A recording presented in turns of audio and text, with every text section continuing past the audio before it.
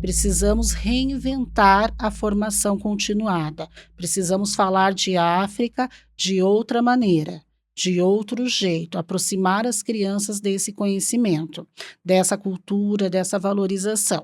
A partir do momento em que a gente vai formando com a autoescolaridade novas pesquisadoras negras, também se alimenta essa base epistemológica, né, de um conhecimento produzido além dos cânones acadêmicos. Então, as nossas interlocutoras, elas trouxeram esse processo de participação dentro do movimento negro como fortalecimento das suas próprias identidades e da sua capacidade de produção de conhecimento. O tema central deste episódio é a construção de conhecimento como forma de resistência para mulheres negras. As pesquisas acadêmicas feitas por mulheres negras, em diálogo com outras mulheres negras, mostram a importância do quilombo intelectual para o fortalecimento do grupo e também para marcar um lugar político dentro e fora da universidade. A conversa de hoje é com as pesquisadoras do Grupo de Estudos Ereiá, Lúcia Xavier, Valéria da Silva e Hanna Almeida. Ereiá, o podcast do Grupo de Estudos e Pesquisas em Relações Étnico-Raciais da Universidade Federal do Paraná. Bem-vindo você que está ouvindo o podcast Ereiá, eu sou Juliana Sartori. Hoje a gente conversa sobre mulheres na educação. Temos aqui 3 convidadas, 2 estão presencialmente e uma online. Eu vou começar cumprimentando a nossa convidada online, Lúcia. Como é que você está? Tudo bem? Bom dia, tudo bem? Enorme satisfação estar aqui com vocês hoje. Muito bom, Lúcia. Queria que você se apresentasse, por favor. Bem, eu sou professora de História, terminei o mestrado em Educação pela UFPR em 2021. Atualmente, estou aguardando minha matrícula para começar um doutorado em Sociologia na Universidade Federal da Paraíba. Certo. Lúcia, qual que é o teu nome completo, por favor? É Lúcia Helena Xavier. Bacana. Agora a gente vai conversar com a Valéria, que está aqui comigo presencialmente, aqui no podcast. Muito bem-vinda, Valéria. Então, obrigada. Eu sou a Valéria Pereira da Silva. Eu terminei o mestrado agora em 2022 pela Universidade Federal do Paraná e pesquisei mulheres negras no ensino fundamental e o meu espaço de pesquisa era aqui a cidade de Curitiba. Muito bom. Agora temos a Hanna, mais uma convidada aqui no podcast. Tudo bom, Hanna? Tudo bem, eu sou Hanna Emanuele Almeida, eu sou pedagoga formada pela Universidade Federal do Paraná e a minha pesquisa gira em torno de mulheres negras na pós-graduação. E atualmente estou esperando aí o resultado da seleção de mestrado aqui também na Federal. Valéria, vamos começar com você então. Queria saber, de acordo com as suas pesquisas, o que a gente pode dizer sobre mulheres negras e a educação? O que você tem pesquisado? Então, acho que seria interessante, né, considerar que as mulheres negras sempre estiveram envolvidas na educação, pensando até nas primeiras mulheres que vieram forçadamente para o Brasil.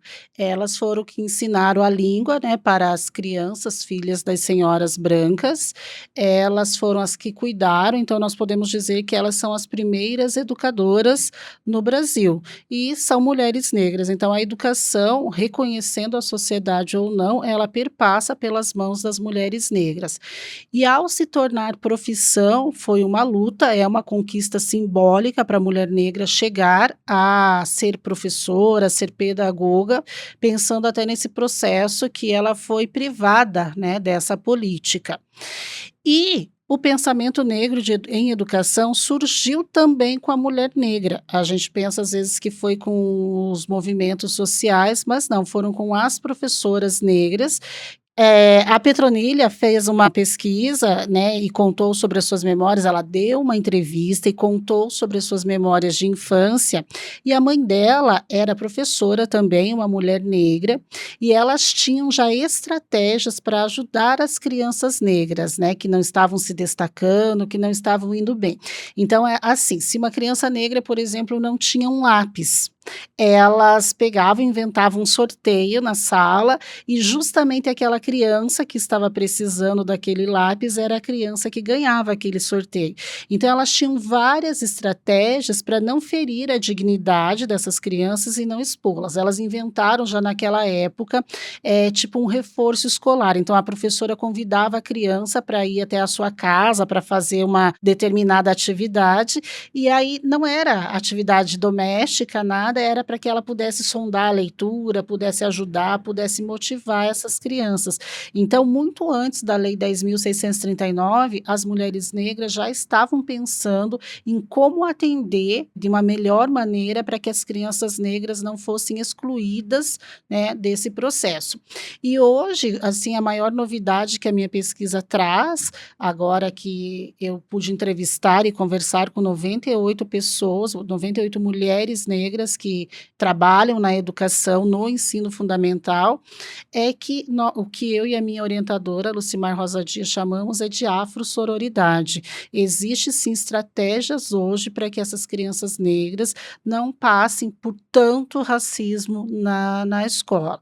E então o que nós estamos chamando de afrosororidade? É acolher essas crianças, ouvi-las, colocá-las para conversar sobre, elogiá-las, diferente da nossa época, né, da minha época em especial, que mesmo quando uma criança negra ia bem no processo educativo, raramente ela recebia um elogio, um parabéns, um reconhecimento. Então, a gente percebe, eu percebi bem na pesquisa, que essas mulheres negras hoje, professoras, elas criam estratégias para estar valorizando essas crianças, né? Ótimo. Lúcia, eu queria que você então falasse sobre o mesmo assunto, de acordo com as suas pesquisas. O que podemos dizer sobre mulheres negras e a educação, Lúcia? Muito bem. Eu penso que a gente precisa pensar, quando eu falo em educação, vou falar especificamente do espaço escolar, e penso que a gente tem que colocar a escola como um espaço inserido dentro do resto da sociedade. Portanto, as posições de privilégio, de subalternização, que são definidas por raça, gênero e classe na sociedade brasileira, também estarão presentes nesses espaços educativos. Então, nas instituições educacionais, é possível a gente dizer que os padrões curriculares de conhecimento, de comportamento, estão vinculados a grupos hegemônicos, e isso tudo não contribui para a construção de uma imagem positiva de mulheres negras. E muitas das dificuldades que essas mulheres enfrentam nas suas trajetórias escolares são provocadas pelos modos como se interseccionam os sistemas de opressão, dentro e fora da escola, que colocam essas mulheres numa condição de vulnerabilidade social que dificulta que elas usufruam seus direitos como cidadãs, e entre eles o avanço na sua escolarização. Esse é um dos fatores que vai influenciar no estabelecimento de assimetrias sociais, já que a escolaridade interfere no tratamento entre as pessoas e nas igualdades de oportunidades.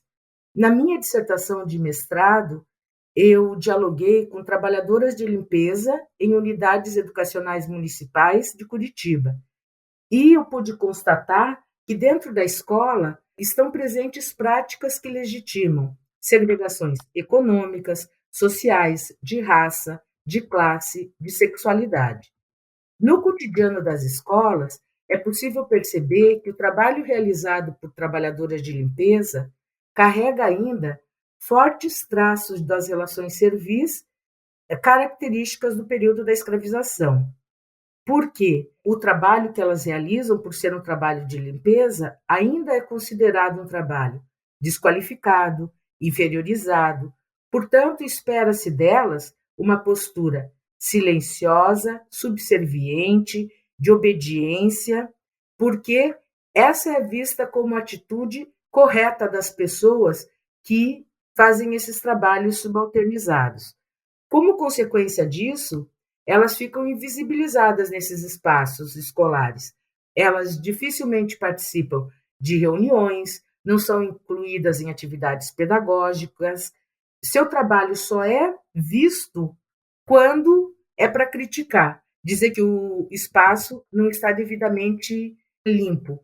Por isso que, em falando de mulheres negras e educação, eu percebo que existe uma necessidade de ampliar e aprofundar um diálogo que traga novas possibilidades de inclusão e de garantia de direitos para essa parcela da população, porque o trabalho que elas realizam é fundamental para o funcionamento das unidades educacionais. As experiências de vida narradas por elas nos permite pensar que essas mulheres podem contribuir e muito quando a gente escuta os relatos das experiências escolares delas, porque dá para perceber nos relatos que elas fazem que a falta de oportunidade provocada por essas opressões interseccionais a que elas estiveram expostas foram interpretadas dentro da escola quando elas estavam estudando, aquelas que tiveram acesso à escola, porque das 5, 3 delas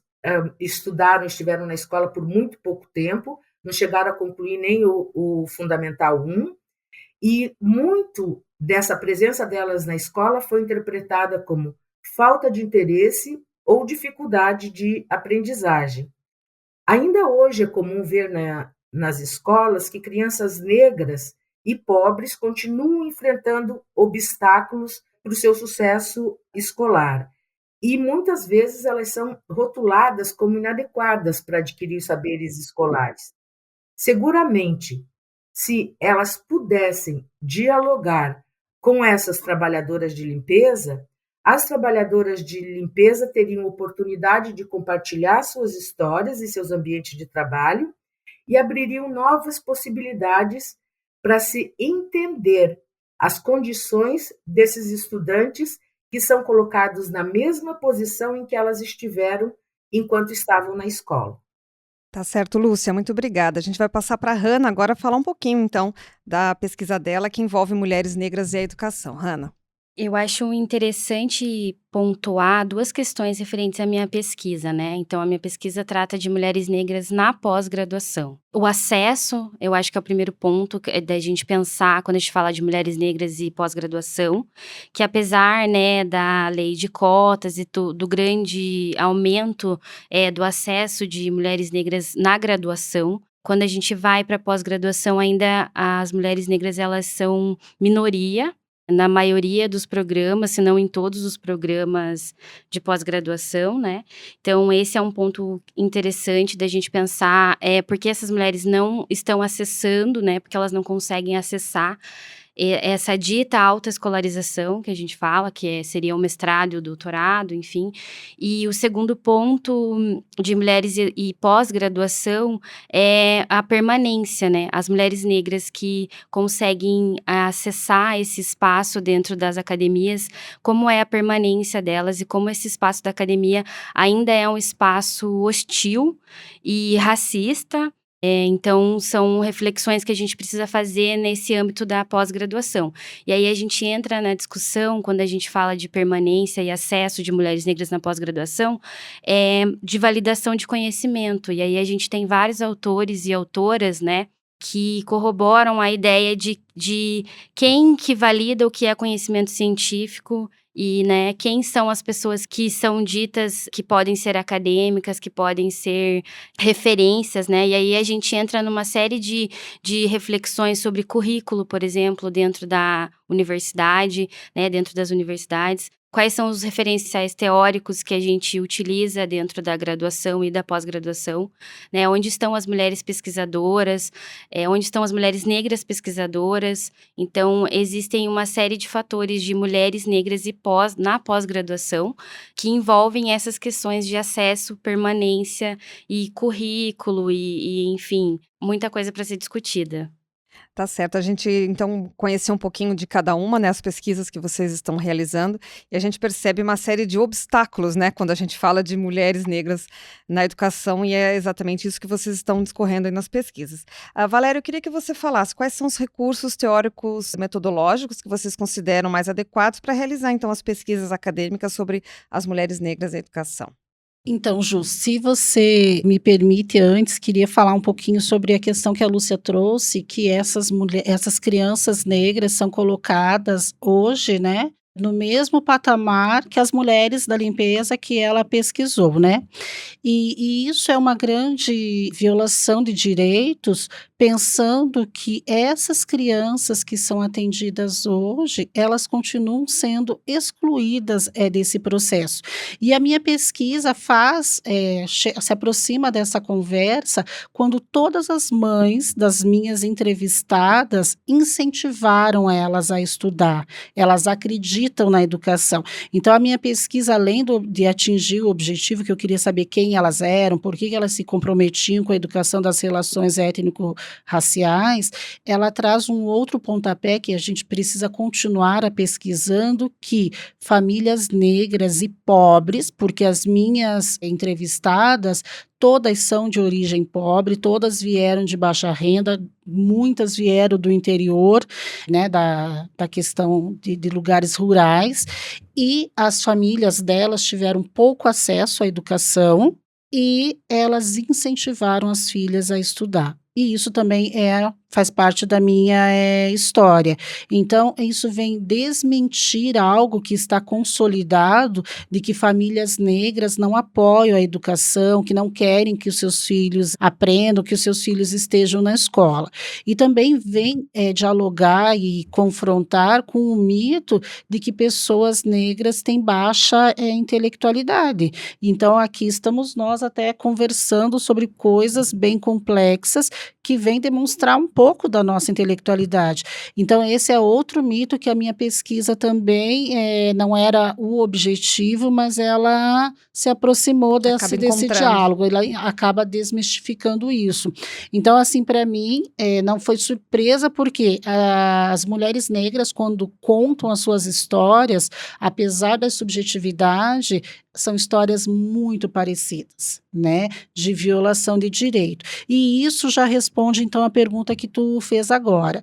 Não dá para fazer pesquisa com a população negra sobre a população negra. Então, uma das coisas que nós temos tentado fazer no nosso grupo de pesquisa é uma pesquisa mais humanizada, que os nossos entrevistados, eles fazem parte, nós fazemos pesquisas com eles. Eu usei a autoetnografia, que é uma pesquisa, é uma metodologia que permite você contar a sua própria história, refletir sobre ela e coletar também a história do outro. É como se fosse uma pesquisa de campo, mas que você é o próprio campo de pesquisa. Então, isso traz a oportunidade que essas mulheres possam falar. Não se trata de dar voz a elas, porque elas já têm voz, se trata de ouvi-las, né, de ressignificar essas histórias.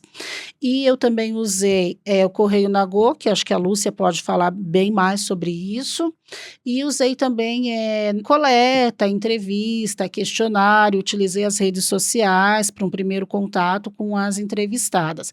Mas o ponto fundamental é que a gente tem que dizer não ao silenciamento das mulheres. E não se trata de dar voz, é bem além, é ouvi-las de fato. Então, qualquer pesquisa, no meu ponto de vista, que vá fazer com a população negra, precisa sentar e ouvi-las, porque assim, já foram anos de silenciamento, então nós temos muitas coisas para contar. Lúcia, gostaria de complementar? Eu gostaria sim. Essa questão que a Valéria está trazendo, na verdade, é a base do pensamento feminista negro, que fala sobre a experiência vivida como critério de significado. Eu acho que tanto a Valéria traz isso, quanto a Hannah trouxe também. Ainda quero falar sobre a importância de se produzir conhecimento de mulheres negras, né, para mulheres negras, que é um trabalho que o grupo de pesquisa EDEA tem feito muito, né? E que a Hannah traz um pouco desse elemento na pesquisa dela. A partir do momento em que a gente vai formando com a autoescolaridade novas pesquisadoras negras, também se alimenta essa base epistemológica, né, de um conhecimento produzido além dos cânones acadêmicos. E aí que eu gostaria de enfatizar ainda que, se a gente fala de mulheres negras em pesquisas feitas por mulheres negras, esse repertório de recursos teórico-metodológicos, eles precisam dialogar com ferramentas de matriz africana sempre que possível. E isso é um elemento que aparece em algumas pesquisas do Grupo EREA.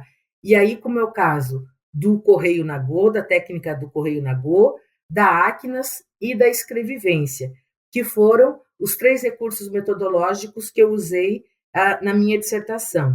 O Correio Nagô é uma técnica de busca de interlocutoras que é inspirada na tradição de culturas africanas que usa o som dos tambores como meio de comunicação. No caso da minha pesquisa, o som dos tambores ecoava um pedido de ajuda na busca de mulheres trabalhadoras negras que executavam os serviços de limpeza nas unidades educacionais municipais de Curitiba. Esse som ecoou e várias pessoas ajudaram, indicando essas interlocutoras para participarem. Num esforço que a Valéria traz de humanização, de visibilização dessas mulheres no espaço escolar. E quando a gente fala de pesquisadoras negras falando sobre mulheres negras, a escuta das narrativas assume o sentido de escrevivência, proposto pela Conceição Evaristo, porque esse momento de escuta, de troca, ela assume um compromisso de registrar as experiências de mulheres, deslindar significados e documentar histórias excluídas ou esquecidas, e aprender com elas. E a Acnas, que é Análise Crítica de Narrativas e Atribuição de Sentidos, que está em construção no Grupo EREA, ela vai fazer com que a gente não faça uma análise mecânica das narrativas, mas que se envolva com essas narrativas a partir das dimensões contexto, experiência e sociedade, onde a pesquisadora tem a oportunidade de tatear, marcar, transmudar em diálogo com as suas interlocutoras, o que permite compreender como os acontecimentos significativos das vivências individuais revelam também processos coletivos de luta e de resistência dessas mulheres na sua interação com a sociedade. Muito obrigada, Lúcia. A gente vai escutar então um pouco a Hannah para poder complementar esse assunto. As meninas explicaram muito bem o que a gente vem fazendo em relação a recursos, né, teóricos metodológicos. E então eu queria falar que ter usado esses recursos que a Lúcia explicou tão bem para a gente na minha pesquisa foi interessante não só para o resultado final, né, o objetivo final da pesquisa, que na minha pesquisa a gente queria, minha e da Desirê, né, que foi uma colega de graduação, a Desirê fez junto comigo, era entender quais foram as estratégias de escolarização de mulheres dentro do Grupo EREA para a chegada no mestrado. Então, usar esses recursos que se aproximam, como a Lúcia e a Valéria falaram, dessa questão de África, essa valorização do diálogo que a gente teve, foi interessante não só para descobrir que essas mulheres, elas utilizam de estratégias de apoio, tanto da família, quanto de professoras, quanto de outras mulheres negras, que no caso são o apoio e a escuta dentro do grupo de estudos, mas também para minha construção como uma pesquisadora negra. Então, ouvir as interlocutoras da nossa pesquisa, contando as suas histórias, né, de vida, de escolarização, como foi, quais as coisas que elas quiseram dividir com a gente dentro da pesquisa, como a Valéria já disse também, se assemelhou muito com o que a minha família, com o que eu tenho feito dentro da graduação, dentro da educação básica.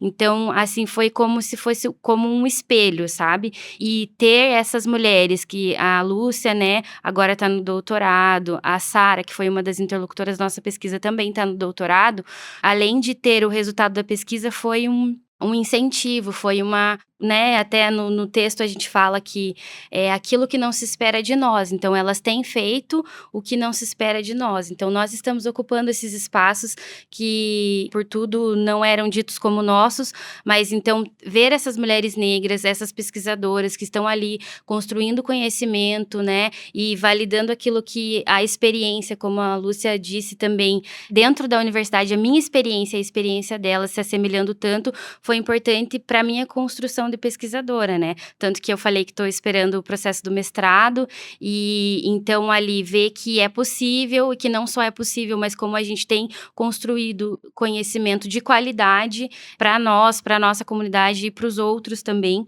e ter esse espaço de diálogo e de compartilhamento de experiência e de conhecimento tem sido assim incrível e essas pesquisas têm que ser lidas, isso tem que ser replicado o máximo possível. Sem dúvida. Valéria, quais que são os resultados da sua pesquisa que você considera mais relevante, que a gente possa pensar aí nas possibilidades de atuação das mulheres negras na escola, mas também na vida?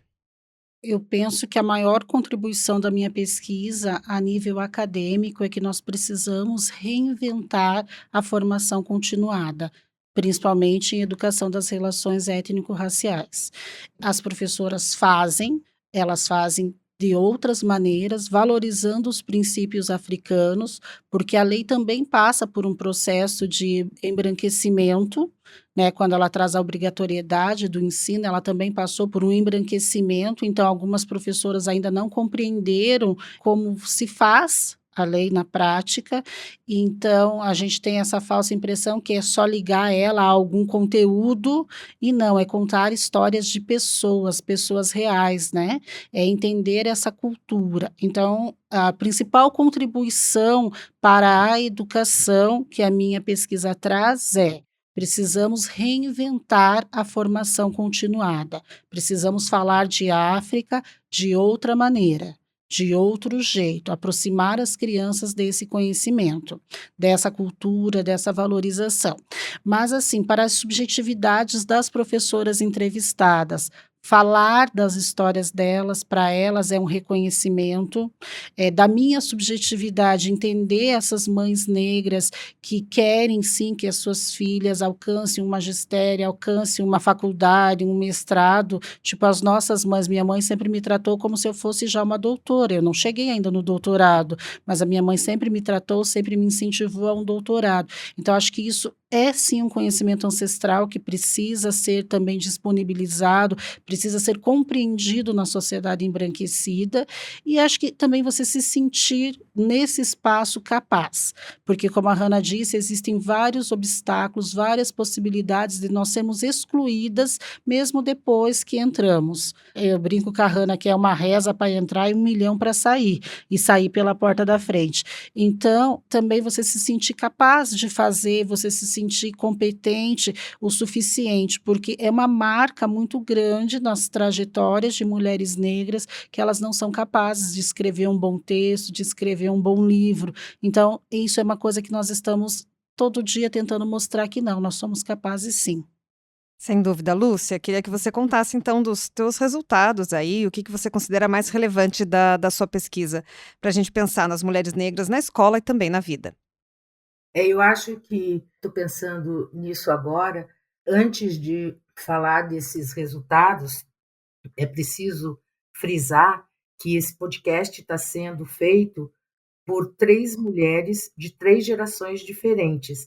E isso já demonstra um pouco do movimento dessas mulheres negras, que são movimentos na escola, mas que se reproduzem na vida, né, que ele vai acontecendo. E é muito satisfatório viver esse momento, sobretudo para mim. Quando a gente pensa em espaço acadêmico, é importante a gente pensar, já apresentando resultados, né, ou indicações para a educação, é que a gente precisa pensar esses espaços acadêmicos não apenas como locais de práticas de ensino-aprendizagem, mas, como colocou a Valéria, esses espaços são lugares onde histórias pessoais são construídas. E consolidar esse espaço educativo para mulheres negras significa consolidar o espaço educativo como um lugar onde se enfrentam as subordinações causadas pelas opressões de gênero, de raça e de classe. Para isso, precisa um grande esforço para se ultrapassar esses currículos engessados, essas práticas excludentes que não consideram como parte do processo educativo todos os integrantes da escola.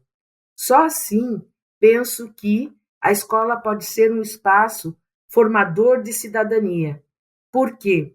profissionais não docentes, no caso da minha pesquisa, trabalhadoras da limpeza, elas possuem condições de enriquecer e fomentar as discussões inerentes às ações pedagógicas da escola.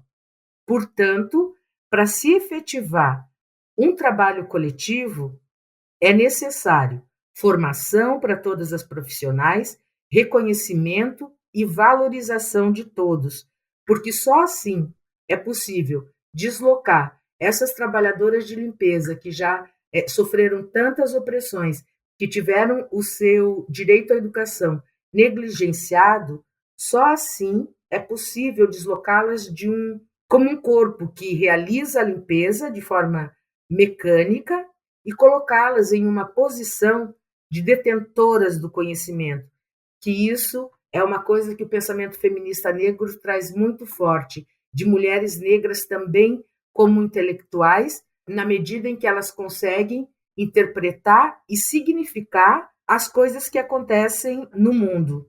Portanto, essas relações interpessoais dentro do espaço escolar, elas são fundamentais para essa formação. Além disso, ao dar centralidade a essas mulheres, a gente traz uma coisa que a Bell Hooks define como o direito de definir sua própria realidade, estabelecer suas próprias identidades e nomear as suas fontes, ou seja, a usarem a sabedoria adquirida na experiência de vida, que é para garantir a sua sobrevivência, elas produzem conhecimentos que podem enriquecer o diálogo sobre planejamento e execução de processos na educação, no ensino, na aprendizagem, porque é preciso considerar que elas têm uma visão que ninguém mais tem, porque elas olham os ambientes educativos de um ponto que ninguém mais tem essa visão. Portanto, o que elas sabem é ímpar.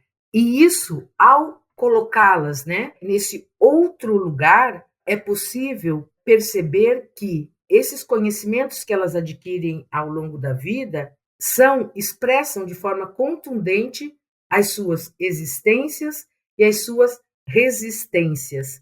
E pensar que elas são mais do que as pessoas que manuseiam vassouras, baldes, panos, portanto, são mais do que a mão da limpeza, que as suas mãos tecem o trabalho, sim, mas ao tecer esse trabalho, incluem singularidades que inserem as suas digitais nos modos como elas fazem o serviço e também no modo como o espaço escolar é organizado.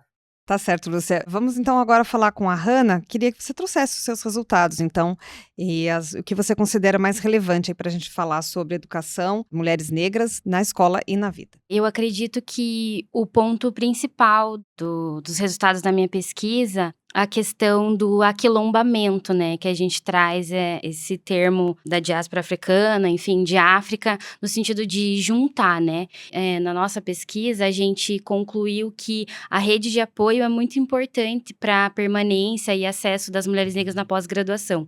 Tanto o apoio do movimento negro, e aí a gente traz, várias autoras trazem o movimento negro como educador, a Nilma Lino Gomes traz no movimento negro como educador. Então, as nossas interlocutoras, elas trouxeram esse processo de participação dentro do movimento negro como fortalecimento das suas próprias identidades e da sua capacidade de produção de conhecimento.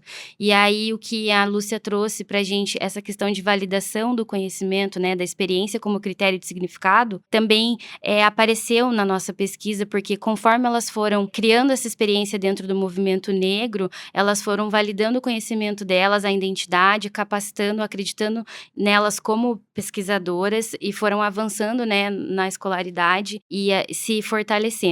E o outro ponto importante da nossa pesquisa ainda dentro da rede de apoio é as outras mulheres negras. Então, essa relação entre mulheres negras dentro da academia foi uma coisa que saltou aos olhos na nossa pesquisa. Então, o EREA, o nosso grupo de estudos e pesquisas, como para além de um grupo de escrita acadêmica, é um grupo que fortalece as mulheres negras que participam deles como pesquisadoras e como, na formação dessa identidade como mulher negra, nessa consciência de ser uma mulher negra dentro da pós-graduação, dentro da academia, nesse universo acadêmico. Então isso foi bem importante, que nem eu já disse anteriormente, esse compartilhamento, né, de experiências, essa construção, e o grupo tem uma característica de compartilhamento muito forte, de escrever junto, de participar de evento e de outras coisas no âmbito pessoal, não só acadêmico, acaba que fortalece as mulheres negras nas suas identidades e na sua consciência coletiva. Então, o grupo é muito importante nessa construção de pesquisadoras negras. Eu acredito que essas sejam os resultados, assim, mais importantes da minha pesquisa. É bacana que a Hannah falou sobre essa questão, que vocês me parecem um grupo muito bem unido, né? A gente conversava aqui antes até da gravação, a gente estava se divertindo, então a gente percebe que vocês têm uma unidade, uma parceria muito forte. Então, para a gente encerrar o podcast, eu queria que cada uma se despedisse e falasse como vê a pesquisa da outra, como que vocês estão se complementando nessas pesquisas, para a gente fazer essa despedida e a gente conhecer um pouquinho dessa união de vocês dentro do grupo. Vamos lá, Valéria, com você primeiro. E já agradeço, né, sua participação. Eu que agradeço. A gente está aqui pensando nessa união, é o que eu chamo de afro-sororidade, esse acolhimento da outra, essa valorização da outra, essa promoção da outra, realmente é bem fundamental. Eu acho que as pesquisas se complementam, porque nós estamos olhando para mulheres negras em diferentes ângulos, e isso é muito interessante, porque apresenta a subjetividade de cada uma, não é um pacote de mulheres negras, nós não somos inteiras assim ou assado, nós temos várias possibilidades. Então, acho que ressaltar a presença da mulher negra na história do Brasil é uma coisa, assim, fundamental, né, nas lutas e na resistência, nos ensinamentos. Nós temos a Lúcia como a nossa fonte de inspiração muito grande, ela abre caminhos para nós, especialmente para mim. Eu tenho uma gratidão profunda por ela, porque ela abriu vários caminhos para mim. Eu até falo sobre ela na minha dissertação. Eu falo sobre o grupo, eu agradeço o grupo, porque no momento da minha escrita, a gente sabe que o mestrado ele é composto de praticamente 2 anos. Um ano você estuda, né, faz as disciplinas, e no outro ano você escreve. E quando eu estava escrevendo, 2 filhos meus foram assassinados, e eu fui muito acolhida pelo grupo, e acho que graças a isso que eu não desisti, porque naquele momento eu queria realmente desistir, nada daquilo fazia sentido. Então, assim, eu sou bem grata, é um grupo que funciona, a gente não é solitárias, a gente é solidárias, a gente é acolhedoras, é um grupo que realmente eu terminei o mestrado, mas eu continuo parte desse grupo. São todas mulheres maravilhosas, mulheres que lutam, mulheres que enfrentam os seus desafios, e olha que são muitos ser uma mulher negra. Então, assim, eu sou muito grata realmente por ter conhecido esse grupo, por essa porta ter se aberto para mim, e assim, a metade dessa conquista também eu divido com elas. Porque, né, era um incentivo, vamos lá, você consegue, tá, você não está conseguindo agora, você vai conseguir depois, e esse para mim foi assim o maior exemplo, que realmente é uma irmandade, né? Então, para mim é a afro-sororidade na prática mesmo, né?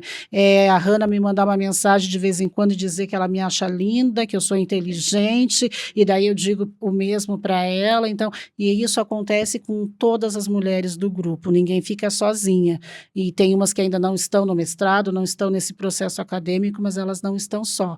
Nós escrevemos com elas, elas escrevem com a gente. Então, acho que isso, assim, é um trabalho realmente, assim, organizado, de resistência, que foi sempre o que a população negra fez. Se une em prol de uma causa e segue o caminho. Eu queria agradecer também, né, a oportunidade de estar aqui com essas meninas maravilhosas, com vocês. Acho que ficou show de bola, né? Foi um encontro bem bacana. Foi lindo. Lúcia, pena que você não está presencialmente com a gente, mas agradeço também a sua participação. Queria que você fizesse as suas últimas considerações. Olha, é uma pena mesmo que eu não esteja com vocês aí, eu sinto muita falta disso, e para você entender como essa afro-sororidade ela funciona, assim, embora tenhamos vivências individuais, trajetórias muito diferentes, a gente consegue perceber essa essência das nossas experiências individuais também como experiências coletivas. Eu acho que é isso que nos fortalece. E quando a gente vive experiências de tanta exclusão, né? Quando a gente tem consciência de todas essas interconexões que nos afetam e nos colocam em posições de vulnerabilidade, a gente sabe que é só uma estendendo a mão para a outra que a gente consegue continuar caminhando. E todas nós estamos imbuídas, sobretudo, de igualdade racial, de igualdade de gênero, tentando contribuir para que na nossa sociedade haja mais justiça social. Então, eu acho que isso nos move e não dá para fazer isso tudo sem muita amorosidade. Eu acho que é isso que nos aproxima, nos faz tão íntimas e tão ligadas, mesmo a 3.800 quilômetros de distância, né, que eu estou de vocês, mas eu consigo participar e ter uma enorme satisfação em ver isso e ver assim que a gente não se cansa, porque o nosso trabalho ele continua. Uma segue de onde a outra parou, porque acreditem, gente, somos incansáveis nessa luta. Olha, um beijo para vocês, estou com muita saudade. Obrigada, Lúcia. Hanna, a gente termina então com a mais nova integrante, né, desse grupo, representando aqui uma das mulheres negras que está na academia e que tem um chão pela frente, né, Hanna? Queria que você então encerrasse a sua participação também, fazendo as suas considerações. Sim, tem um chão pela frente e as meninas, né, estão representando muito bem, então tem Estão te que inspirando, com certeza, na sim, sua caminhada, inspirando né? com certeza, que ali a régua é alta, né. E eu queria agradecer e sempre digo, quando eu participo junto com as meninas, que elas são sempre inspiração, sempre digo pra Valéria que eu sou fã dela, ela dá risada. Da Lúcia também, sou apaixonada pela Lúcia, pelo jeito que ela fala.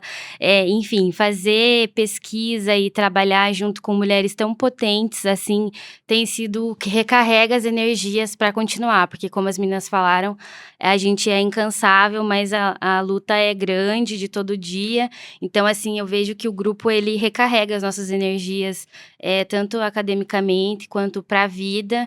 E também eu acho importante pontuar que o conhecimento que a gente constrói ali não é só conhecimento acadêmico, né? Vai muito além disso, da academia. A universidade é só uma dimensão do que a gente consegue fazer enquanto pessoa, enquanto mulher negra. Enfim, assim, sou muito grata por ter encontrado esse grupo e sempre digo que a professora Lucimar Rosa Dias, nossa orientadora, é a que é a cola ali do grupo, que é o que dá liga em tudo, que faz acontecer, né? E então sou muito grata por ter encontrado elas e poder fazer parte disso e continuar aí dentro da academia, dizendo que não dizem que é para nós, mas é para nós sim, e a gente ocupa esses espaços e, enfim, agradeço aí o convite.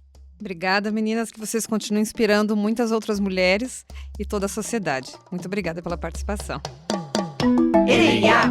O podcast do Grupo de Estudos e Pesquisas em Relações Étnico-Raciais da Universidade Federal do Paraná.